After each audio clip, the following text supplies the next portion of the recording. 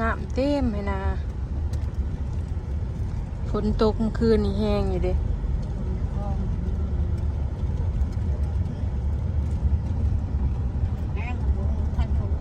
แห้งแต่บ่เทิงขันแบบว่าน้ำไหลเทินๆนะพี่น้องเพราะว่าตกซ้ำหนึ่งน้ำมันก็อ่างเด้ดินมันอิ่มน้ำแล้ว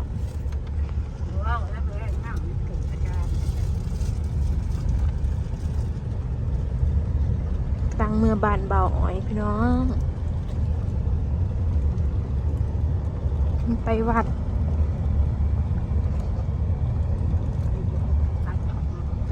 บ้านเบาโอเล่บ้านดงมักมี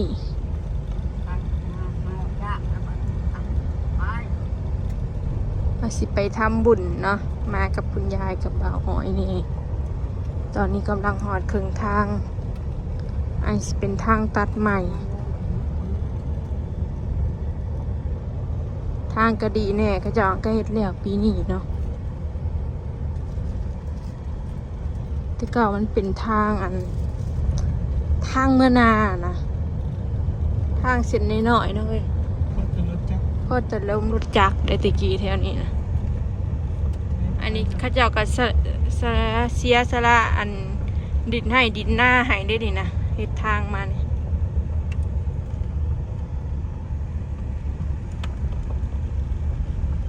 รถไทยกับปัญญานะพอลมรถไทยเฉยๆแต่รถไทยกับปัญญาพ่อเพิ่นหวานขาวใส่คันพายเลย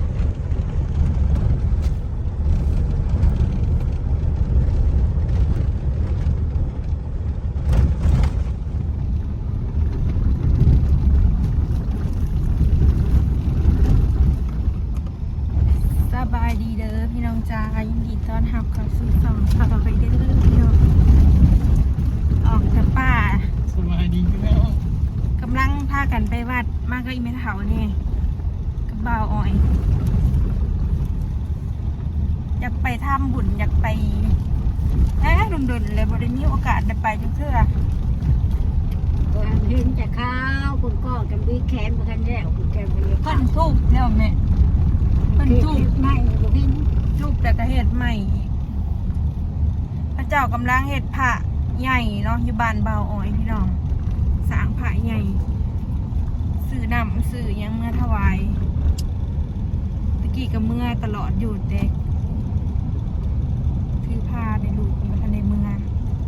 แต่ก่อนเวลาเป็นงานอะไรงานนี่สลอยสิมักไปเฮ็ดโรงทานเด้พี่น้องผ้าในลูกเลยยังไม่ได้ไปใส่มันมีโอกาสเนาะมาทำบุญ โรงงานโรงงาน ก่อนสิลงนา หน้าหน่อยดิ เดียวกันมูได้ลูกนี่นะบอกเกิดมาอื่นนี่ดอกแรงนี่เก็บท้องนะคุณ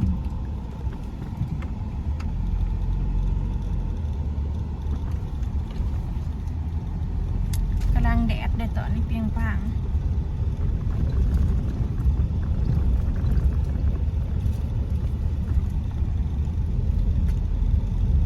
คือฝนจะตกนี่เนาะตกลงมาให้แต่ก็ปลูกกันนะพอบริโภคเลย พยานแรงหิว เรื่องอย่างตัว แต่ก่อนหมักตกวันสินฝนจักเป็นยัง พันหินเลย มันชินแล้วมันอยากตกเลย เนี่ยมันขึ้นอีกอ่ะ พันหินน้อยเลย ทอดวัดมาวัดบ้านบ่อยเพิ่นเคยมาก็เลยมาวัดบ้านเพิ่นพี่น้องมาวัดยาดอน มาบ้านคนละ เพิ่นอยากมาทำบุญอยู่พี่ สมัยตะ เพิ่น กี้ โดนใจได้มาพี่เฮ้ยมาทำพี่ สมัยตะกี้เห็นเขาป่ามาคุปีด้วย แต่เพิ่นไปกรุงเทพเนาะ ตะกี้วันนี้กำแพงไง กำลังเฮ็ดวัดกำลังเฮ็ดพระวัดพระใหญ่เนาะแต่เก่ามากกระบอกอ้อยก็มาทำบุญแล้วก็มาต่อยอดทิศอันน้ำเพิ่นตลอดเลยเพิ่นก็เปิดหาบบริจาคคือกันพี่น้องถ้าผู้ใดอยากเฮ็ดทำบุญหยังนะ หอคลองน่ะจนแล้วไปอยู่เก่งเขาป่ามาก็จนแล้วในขณะประตูจนแล้ว วัดใหญ่แห้งพระนี่เนาะเพิ่นเฮ็ดนี่ก็หลายปีแล้วได้บ่ได้จ้างพี่น้องเฮ็ดเอง ชาวบ้านลงมาเฮ็ดนำชาวบ้านเขาเจ้าเฮ็ดบริจาคสร้างจ้างกระจ้างคนในบ้าน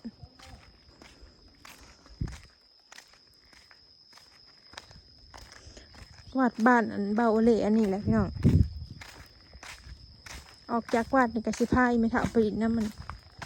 ไปแว่หญ้าเบาอ้อยหน่อยหนึ่งไปกันชิเมื่อยายสามมาหลานเลยชวนอีเมย์มาน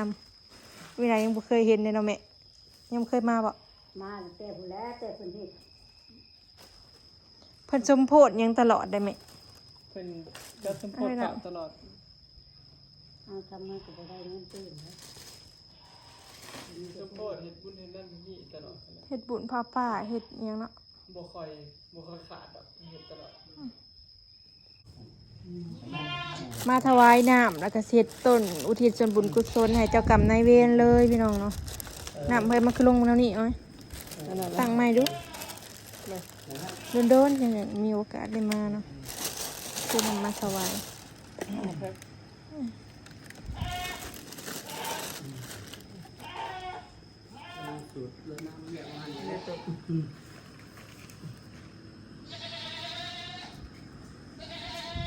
ว่านั่งแขนนั่นดิ เดี๋ยวแต่งคันก็พี่น้อง อันตัวพระพุทธรูปของก้อนนี่ว่านั่งแขนมันนั่นดินั่งแต่แขนมันก็ทะแล้วบ่แล้วก็บ่ได้ยินข่าวว่าทับไม้รอเพิ่นฉามไม้แล้วอุ้ยขนาดแล้วว่าเขาก็จะไปว่ะ เด็กแต่เฮิงปานใดเนาะจะลืมเขา4-5 ปีด้วยแน่แล้วเนาะฮอดแล้วเนาะย่า เตย่าบ่ทันได้เตย่าบ่ทันได้ทุบผักประมาณ คุณ4-5 ปีแล้ว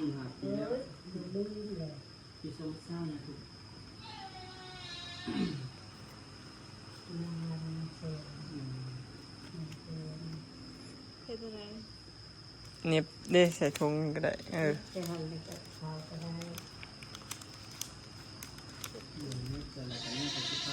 แม่ค่ะ ได้ขันเนี่ยนี่ได้ มือมันกินเลยเนาะ ได้อันนี้แล้วพี่น้องได้ต้นพร้อมเนาะ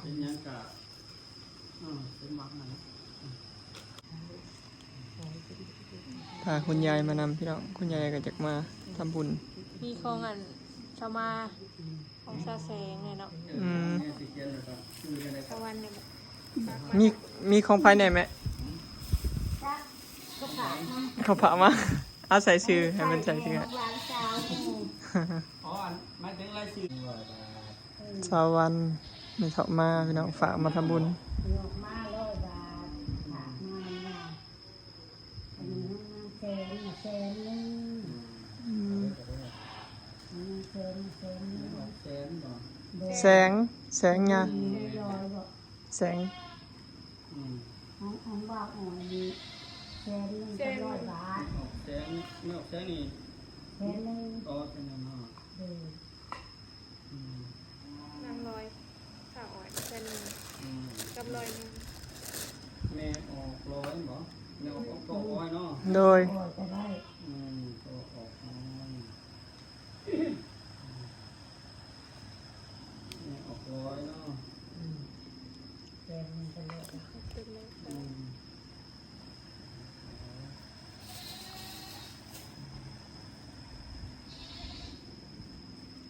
ไม่ใช่ดิ ชาวพันธุ์แม่นะ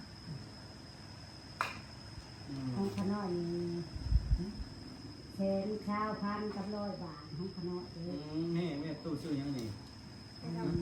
ยุบ แม่พี่ยุทธบ่ เดิน ผิว แม่ผิวเนาะ แม่น มันชิม 100,000บ่อ๋อ แสนข้าวพันกับ100 บาท อ๋อ ลายจ้ะ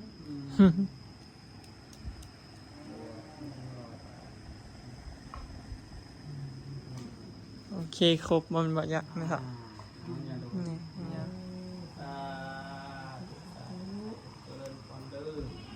สาธุ กันหักจับกันเอาบารมีเนาะ แม่ตู่ผิวพร้อมครอบครัวลูกหลานขอออกคอยแม่ออกร้อย ร้านครอบครัวนี่แหละ พร้อมด้วยญาติพี่น้องจังหวัดนครปังเนาะที่มาลงกุศลน้ำยาพร้อมออกแม่ออกวันแม่ออกมาแม่ออกแสนเนาะแม่ออกแสน100,000แม่ออกมา100 บาทแม่ออกวัน100 บาทก็ออกอ้อยแม่ออก100 100,000 กีบบวก100 บาทเนาะแม่ผิว120,000 กีบบวก100 บาทเนาะก็ขอสาธุการเด้ออนุสงฆ์วันนี้สงฆ์ผลทานขอให้กลับไปบรรดลบันดาลเด้อวันพระวันพรวันมหามงคลมื้อนี้เป็นบารมีคำสู้อยู่ซอยให้แม่ออกก็ออกมีแต่ความสุขความเจริญนับแต่นี้ต่อไปให้มีสุขมีไส้ทำการสิ่งใดเนาะขอให้เป็นโศกเป็นเฮงให้ดวงเงินแสนเปิดดวงเงินล้านเปิดดวงบารมีดวงหน้าที่การงานการค้าการขายเปิดมาเด้อเปิดมาแล้วก็ให้โศกเก่าเฮงเก่าทำการสิ่งใดให้มีโศกมีไส้ไหลมาเทมาเก่าหมื่นแสนที่กิน10 ปียาสูบกจก10 ปียาได้ลงเด้อให้เฮงโศกมันทุกประการทุกตนทุกคนเนาะสาธุ เขาเพิ่งเขาจ้างเขาเองเด้อซื้อกันอยู่ที่นี่ ดูเจอมาเลยอันนี้คือตั้งที่นี้กระชับเด้อชับตัวน้ำกันไม่ออกอันกระชับอาตาติมีอาตาติมีอาตมีตาจักตานิเสตานังปฏินังปัตตะบุ สัพเพสัตตาพยาปัสสะอันตุอันคาอันตุเทียสรังปริหารันตุสาธุสาธุกับในเวรจังไรจงมาหาเจ็บเอาเด้อลูกหลานในเหตุปุญเหตุตนให้ขอให้ลูกหลานอยู่ดีมีเองให้พยานโลกา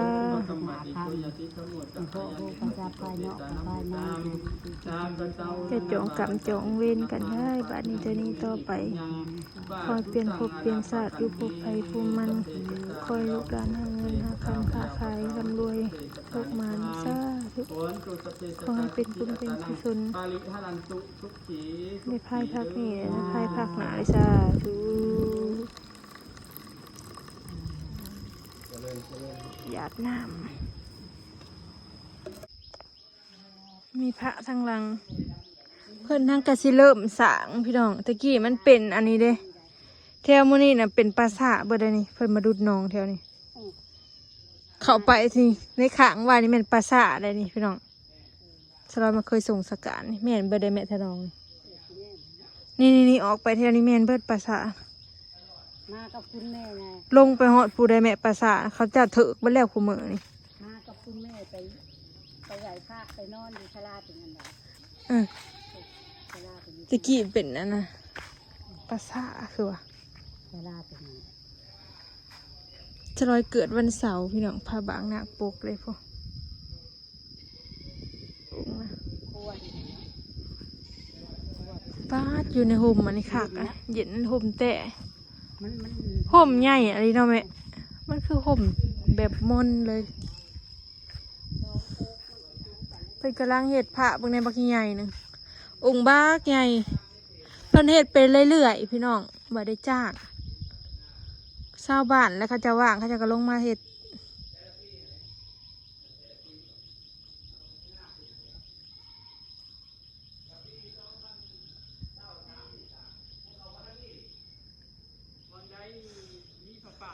แค่เป็นจ้างก็คือสิแล้วไว้อยู่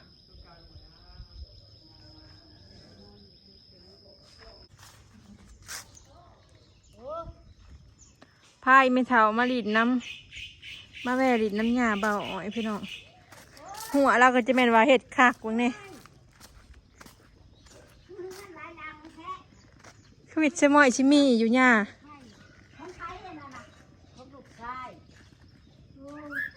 พักคือพักกันอยู่คนละแจ๋บ่ อันนี้ร้านเรียกว่าหันอะไร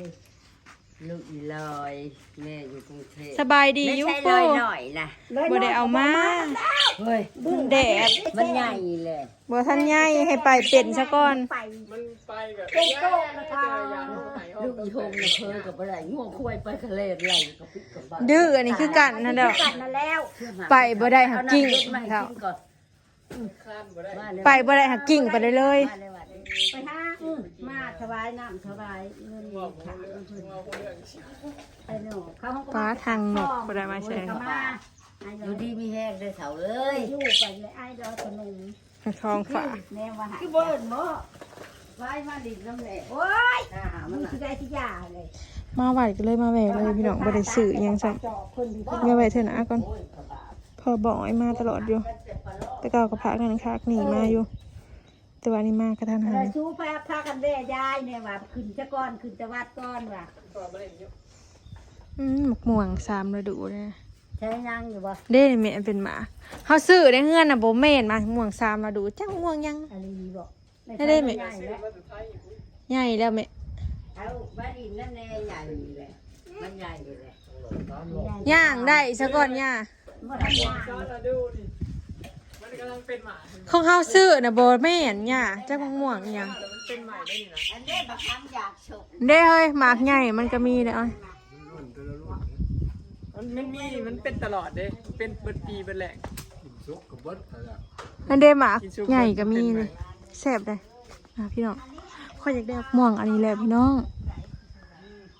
ชื่อมาแต่ไทยจริง โอ้เห็นบ่ นี่ เอาหน่อยแก่ๆเด้อ โอ้ยแก่ ตกเด้อมันสุกบ่เฮ้ย ๆบ่หมากซุกมันกิน มันคือเหลืองใช่ มันเป็นอันนี้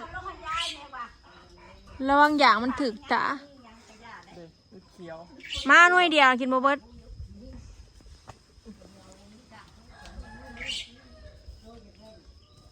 เด็กหมูซ้ำดู อันนี้ก็กุกหมักลำไย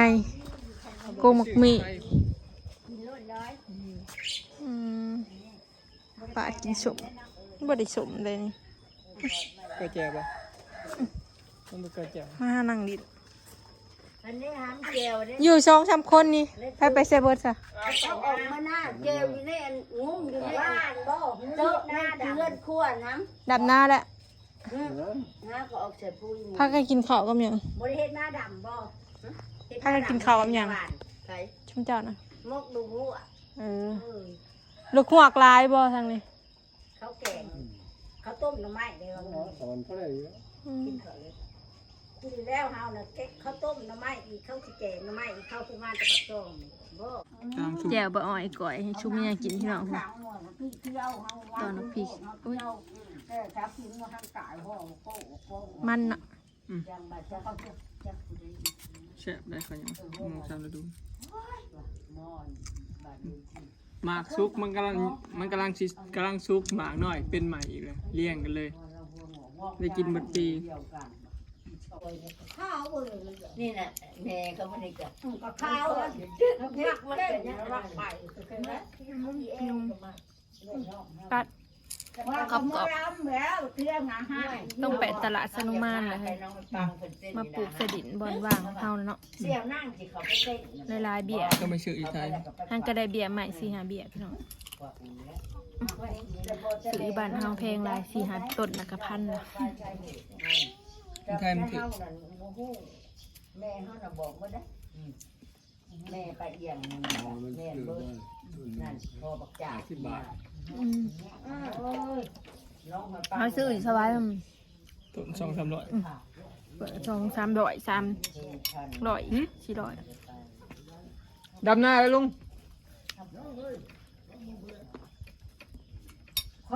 กล้าเงี้ยหรือบ่ ข้าวร้อยมันย่างที่จะไปก็ยาก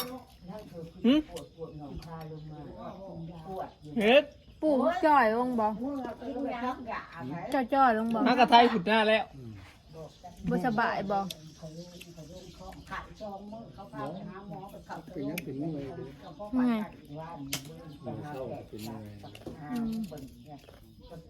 กินยาบ่ ความดัน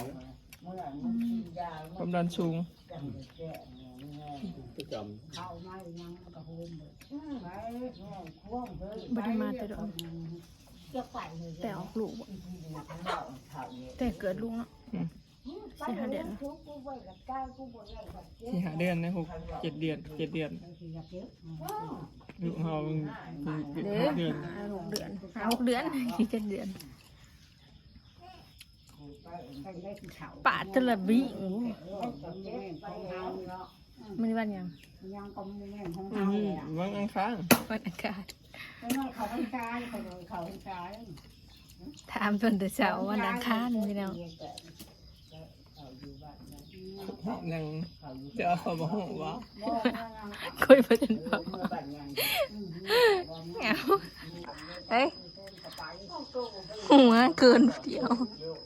บ่ายเองเมามอยกันพี่น้องมันโดนจะได้มาหากัน พอมึงมาลอยบ่โอ้ยอยู่รุ่นดีเงา อย่าหัวมัน เขาเป็นงานบ่กันจะมาจักว่าอยู่ใหญ่อยู่ก่อนแล้ว เรายังเฮ็ดงานได้ครับอยู่ ไม่ได้ก็บ่คือฮอดบ่ลูกหลานเนี่ยมาเอาบอกไว้ก็มาเอาหลานอย่างนั้นอยู่ว่าจ้ะบ่ให้พูดดอกเฮาเครื่อง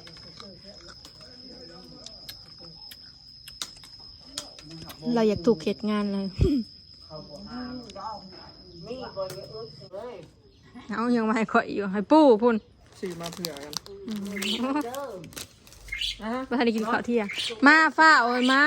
ทุกคนสิว่าบ่ได้ลูก มาแตะป่าแล้วก็ เด้อเบิ่งกันเด้อ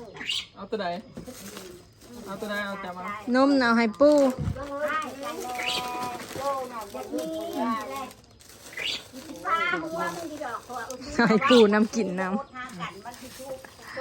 เด้อจะเว้ากันเรื่องก่อนสิเป็นเรื่องจนเฒ่าปู่กับยายเออ ำกินนมในปู่โอ้ย ยากลูก มันไม่เอา พากันมาก็มาแหวดินำมาทางหญ้าฝอยสองเถาบ่ค่อยได้เห็นกัน เอาลูก ฝอย กันพวกนี้ น่าจะสิพาเมื่อ ลูกช่องลูกจำว่าเมื่องาบนกันหนึ่งเขาแล้วเราหนึ่งเขาถึงกินว่าแล้วก็ประการพึ่งเลี้ยงปีแรกก็ลงเดือนแล้ว ปู่จักปีละปู่ ท่านผู้นึง เจ้าจักปีละ เหมือนว่าพระเจ้ามันบ่โจ๊ก 75แล้วบ่แต่ว่าอายุเราคือหลายเติบแล้วคนหัวไวเลยพี่น้องบ่เป็นคนหัวโบราณเลย เราเรียนหนังสือเก่งกว่าหมูจบเป็นยังเกาะกี่ ครัวทางบ่ปู่ บอกกี่ปู่เป็นยังเกาะก่อนสิออกกรมโยธาเนาะหัวหน้ากรมโยธา เออ เรา นั่นอากรมโยธา เราคอมเมนต์ ได้ไปเข้าจนล่างนะหัวเอา แบบพวกครัวทางนี่นะพี่น้องไปเฮ็ดทางเฮ็ดหยังเราเป็นหัวหน้าเขาจะ แล้วคนอ้าปากว่างามมันค่อยดากูจับเชือดเข้าสิกายจ่าคนดูร่างเลย เราจ่อยลงเราเป็นความดันปู่กับย่าบ่อ่อนพี่น้องสีผิวเบิ่งอันเดียวกัน